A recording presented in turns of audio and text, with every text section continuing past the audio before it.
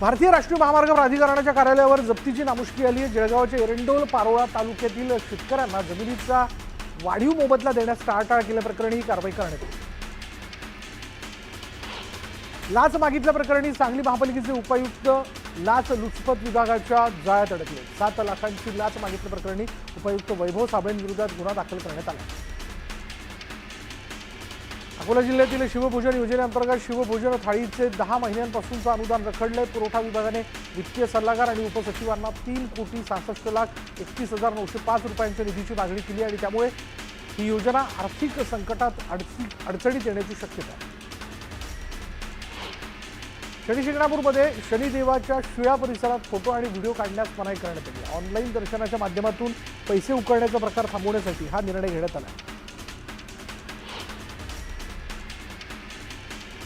बच्चू कडूंच्या आंदोलनस्थळी भेट देत शेतकरी नेते राकेश टिके यांनी बच्चू कडूंना पाठिंबा दिला। शेतकऱ्यांच्या संपूर्ण कर्जमाफीसह दिव्यांगांना 6,000 रुपये मानधन मिळावं या मागण्यांसाठी बच्चू कडूंचं कालपासून अन्नत्याग आंदोलन सुरू आहे।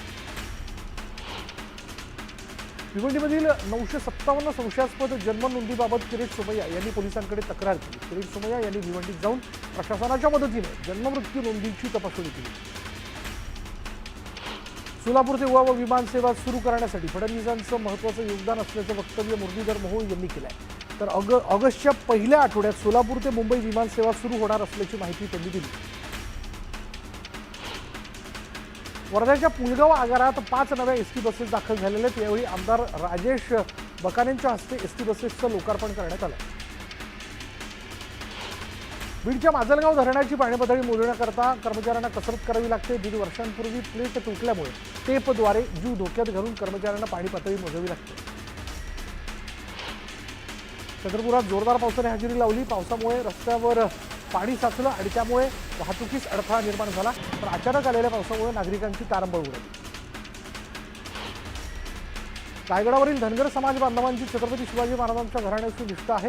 धनगर समाजानेच गडाचं संवर्धन केलं आणि त्यामुळे त्यांना गडावर राहू द्यावे, अन्यथा आवाज उठवावा लागेल असा इशारा धनगर समाज बांधवांनी दिला।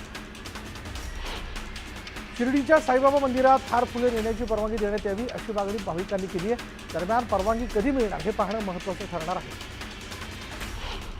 नांदेड जिल्ह्यात जोरदार पावसाने हजेरी लावली। यावेळी एसटी बसला गळती लागल्यानं प्रवाशांना भिजत प्रवास करावा लागला। दरम्यान बस गळतीचा हा व्हिडिओ व्हायरल झाला।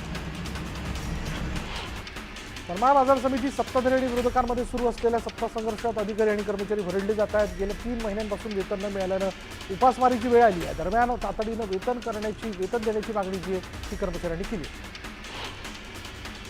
चाळीसगाव तालुक्यात पावसामुळे रब्बी पिकांचं मोठं नुकसान झालंय। दरम्यान बदललेल्या हवामानामुळे पेरण्या लांबण्याची शक्यता आहे।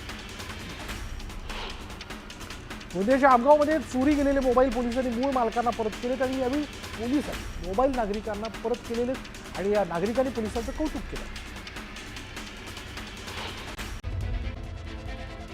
अधिक माहिती आपण जाणून घेणार आहोत। आमचे प्रतिनिधी कृष्णा आवटी आपल्या बरोबर आहेत। कृष्णा, काय नेमकी ट्रेनची परिस्थिती आहे? का ट्रेन उशिराने धावतायत? नेमकं कारण काय? नक्कीच विशाल, आपण पाहिलं जी मुंबईची लाईफलाईन मानली जाणारी जी लोकल ट्रेन आहे ती आज जे आहे ती मुंबईकरांसाठी किंवा सकाळच्या वेळेला जी आहे ती डेडलाईन ठरली। जे 14 जणांचा जे आहे त्यात अपघात झाला आणि त्यात 4 जणांचा मृत्यू झालेला आपल्याला पाहायला मिळालं। आणि मी सध्या उपस्थित आहे या ठाणे परिसरात। ठाणे 5 नंबर फलाट क्रमांक 5 येथे आपण पाहू शकतो अजूनही आपण पाहू शकतो जे आहे मोठ्या संख्येने प्रवासी जे आहेत आपल्याला प्रवास करताना पाहायला मिळाली। याच्या आधी जी आहे ती कर्जत ट्रेन देखील गेलेली आहे। त्या कर्जत ट्रेनमध्ये आपण पाहू शकतो मोठ्या प्रमाणात जे आहे ते प्रवासी अगदी दरवाजात लटकून जाताना आपल्याला दृश्यांमध्ये पाहायला मिळेल। आणि आता देखील आपण पाहू शकतो जी कल्याण ट्रेन आहे, कल्याण आणि यानंतर जी कसारा ट्रेन लागण्यात आलेली आहे ती देखील जे आहे उशिराने धावताना आपल्याला पाहायला मिळतं। आपण पाहू शकतो दृश्यांमध्ये रात्रीचे 9:30 वाजत आलेले आहेत तरी मोठ्या संख्येने जे आहे ते ठाणे स्टेशन फलाट क्रमांक 6 वरती आपल्या घरी जाण्यासाठी किंवा इच्छुक स्थळी जाण्यासाठी मोठ्या संख्येने जे आहे ते नागरिक आपल्याला दिसताना पाहायला मिळतात. अद्याप कारण जे आहे ते अस्पष्ट आहे. जे कारण जरी ट्रेन जी आहे ती 10 मिनिटं किंवा 7 मिनिटं उशिराने आपल्याला धावताना पाहायला मिळत आहे, परंतु कारण जे आहे ते अद्याप अस्पष्ट झालेलं आपल्याला पाहायला मिळते की ट्रेन नक्की उशिरा काय. आपण दृश्यांमध्ये पाहायला गेलं तर संपूर्ण जी ट्रेन आहे, आपण विशाल मी आता सांगू शकतो की आता कसारा ट्रेन जी 9:26 ची कसारा ट्रेन जी आहे ती फलाट क्रमांक 5 वरती दाखल झालेली आपण पाहू शकतो. दृश्यांमध्ये रात्रीचे 9:30 वाजले असली तरी ट्रेन आपल्याला खचाखच भरलेली आपल्याला पाहायला मिळते. अगदी फर्स्ट क्लास असेल, लेडीज डब्बा असेल, सर्वच डब्बे जे आहेत ते आपल्याला भरलेले आहेत आणि संपूर्ण खचाखच भरलेले पाहायला मिळतात. दृश्यांमध्ये आपण मी दाखवू व्हिडिओ जर्नलिस्ट यांना देखील सांगू इच्छितो की त्यांनी थोडंसं जे फलाट क्रमांकावरती किंवा जे दरवाजा आणि ज्या दरवाजात उभे असलेले लोक व्यक्ती आहेत ते देखील आपण पाहू शकतो. कशा प्रकारे लटकून जीवघेणं जे आहे ते प्रवास करताना आपल्याला पाहायला मिळतात. अगदी पाहायला गेलं तर संपूर्ण बसण्याची जी सीट आहे ती देखील संपूर्ण पुढे आला तर ती संपूर्ण सीट फुल झालेली आपल्याला पाहायला मिळते की आपण पाहू शकतो. अगदी संपूर्ण लोकल ट्रेन जी आहे ती खचाखच झालेली आपल्याला पाहायला मिळते. अगदी आत उभं राहण्यासाठी देखील जे आहे ती गर्दी नाही आणि आपण पाहू शकतो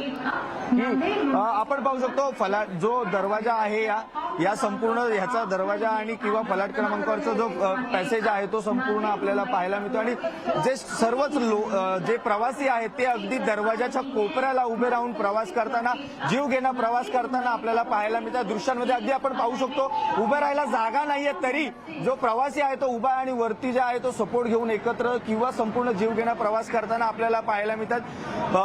जनरल डब्बा असेल, फर्स्ट क्लास डब्बा असेल, महिला डब्बा असेल, हा संपूर्ण ट्रेन जी ती कसारा ट्रेन जी आहे ती आपल्याला खचाखच भरलेली आपल्याला पाहायला मिळत आहे. विशाल, धन्यवाद कृष्णा या सगळ्या माहितीबद्दल. आणि याच कारणामुळे आपण बघतोय की अजूनही प्लॅटफॉर्मवरची गर्दी कमी झालेली नाही आहे. कारण परतीचा प्रवास लोक जे ते आपल्या घराच्या दिशेने करतात, त्यात मध्य रेल्वेवरची जी ट्रेन वाहतूक आहे ती उशिराने धावत असल्या कारणाने ठाण्यामध्ये स्टेशनवर मोठ्या प्रमाणात गर्दी झालेली आहे. चला जाणून घेऊयात आज दिवसभर ज्या अपघाताबद्दलची आपण चर्चा करतोय, प्रतिक्रिया जाणून घेतोय, हा अपघात नेमका कसा घडला बघा.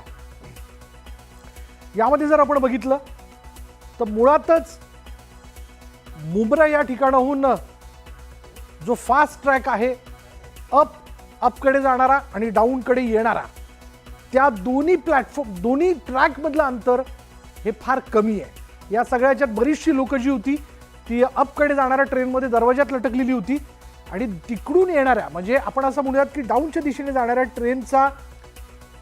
ट्रेनला ही लोक जी आहेत ती घासल्या गेली आणि ती मधोमध असणाऱ्या ट्रॅकमध्ये पडली. आणि त्यातनंच आपण पाहिलं दुर्दैवाने आत्तापर्यंत 5 प्रवाशांचा यामध्ये मृत्यू झालेला आहे. कशा पद्धतीने हा अपघात झाला बघा. म्हणून तर आज मुंब्रा स्टेशनमध्ये या दोन्ही ट्रॅकमधलं मॅपिंग करण्याकरता रेल्वे अधिकारी तिथं रेल्वे रुळावरती उतरलेले होते. पण ही उशिरा आलेली जागा आहे का आणि हीच अशाच पद्धतीची घटना घडण्याची रेल्वे अधिकारी वाट बघत होते का किंवा रेल्वे वाट बघत होतं का, असा देखील प्रश्न आता जनतेकडनं विचारला जातोय. सुरुवात करूया. बातमी अशी की मनसे नेते प्रकाश महाजन यांना नारायण राणे यांच्या फेसबुक अकाउंटवरनं धमकी देण्यात आली. त्यानंतर प्रकाश महाजन यांच्याकडून देखील फेसबुकवर पोस्ट करत मुख्यमंत्र्यांना या संदर्भातली विनंती करण्यात आली. मनसे नेते प्रकाश महाजन यांनी वृत्तवाहिनीला मुलाखत देताना नितेश राणे यांच्या उंचीवरनं वक्तव्य केलं होतं. त्यावरून आज खासदार नारायण राणे यांच्या फेसबुक पोस्टवरून मनसे नेते प्रकाश महाजन यांना धमकी देण्यात आली. त्यानंतर पुन्हा महाजन यांनी फेसबुक पोस्ट करत मुख्यमंत्री यांना विनंती केली आहे. अधिक माहिती आपण जाणून घेणार आहोत. आमचे प्रतिनिधी सिद्धार्थ गोदाम आपल्याबरोबर आहेत. सिद्धार्थ, काय तपशील याबद्दल? विशाल, राज ठाकरे उद्धव ठाकरे एकत्रित येतील का या विषयावर गेले अनेक दिवस अनेक नेते आपल्या प्रतिक्रिया देत आहेत आणि मनसेचे वरिष्ठ नेते म्हणून प्रकाश महाजन सुद्धा या प्रकरणामध्ये माहिती देत आहेत.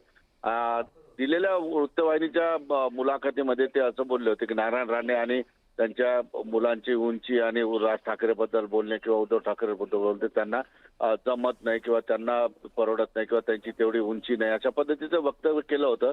त्यावरून नारायण राणे यांनी आपल्या पेजवर त्यांना सगळं स्पष्टीकरण देऊन शेवटी जर तुम्ही आमच्याबद्दल आमच्या उंचीबद्दल बोलाल तर तुम्हाला उलट्या करायला लावून अशा पद्धतीची धमकीची पोस्ट नारायण राणे यांनी स्वतः केली होती.